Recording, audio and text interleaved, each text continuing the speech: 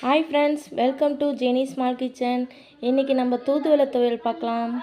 தூதுவளை எடுத்து முள்ளை நீக்கி கழுவி வச்சுருக்கேன். இப்போ துவையல் செஞ்சுக்கலாம். தேவையான அளவு எண்ணெய் ஊற்றிக்கலாம். கீரையை சேர்த்து நல்லா வதக்கி ஒரு தட்டில் எடுத்து வச்சுக்கோங்க. அதே எண்ணெயில் 25 வெங்காயம், 25 பல் பூண்டு, 4 வரமிளகா சேர்த்து நல்லா வதக்கிக்கோங்க. கருவேப்பிலை, கொத்தமல்லி ஒரு கைப்பிடி, ஜீரகம், வணக்கி வச்ச கீரை அதையும் சேர்த்து நல்லா வதக்கிக்கோங்க.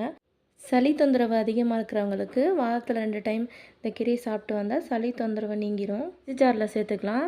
அரை மூடி தேங்காய், கோலி குண்டு சைஸில் புளி எடுத்து வச்சுருக்கேன், அதையும் சேர்த்து அரைச்சிக்கலாம். தேவையான அளவு உப்பு.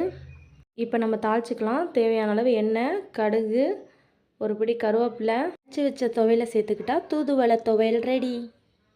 ஓகே ஃப்ரெண்ட்ஸ், வீடியோ பிடிச்சிருந்தால் லைக் பண்ணுங்கள், ஷேர் பண்ணுங்கள், கமெண்ட் பண்ணுங்கள், சப்ஸ்கிரைப் பண்ணுங்கள். Jenny small kitchen. Thank you for